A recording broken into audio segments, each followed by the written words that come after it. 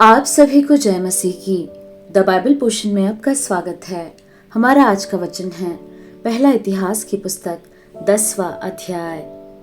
पलिश्ती इसराइलियों से लड़े और इसराइली पलिश्तियों के सामने से भागे और गिलबो नामक पहाड़ पर मारे गए।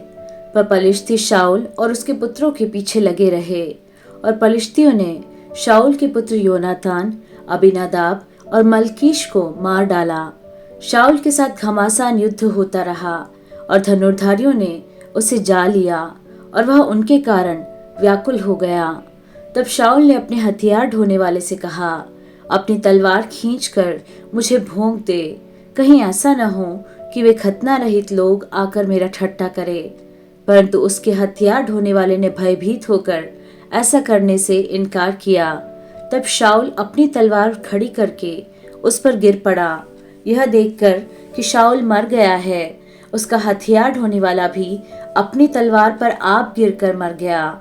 यूं शाऊल और उसके तीनों पुत्र और उसके घराने के सब लोग एक संग मर गए।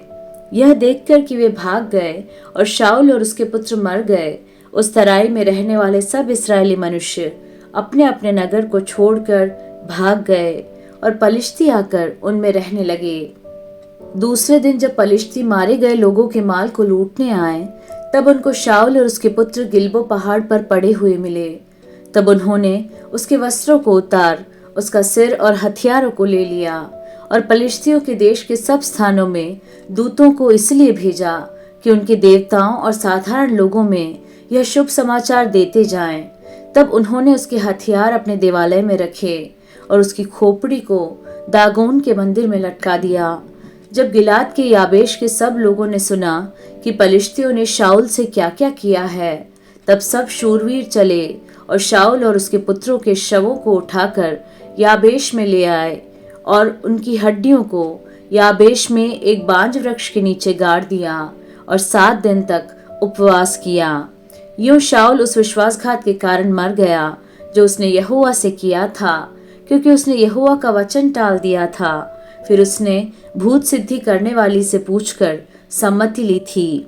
उसने यहोवा से न पूछा था, इसलिए यहोवा ने उसे मारकर राज्य को यिशै के पुत्र दाऊद को दे दिया।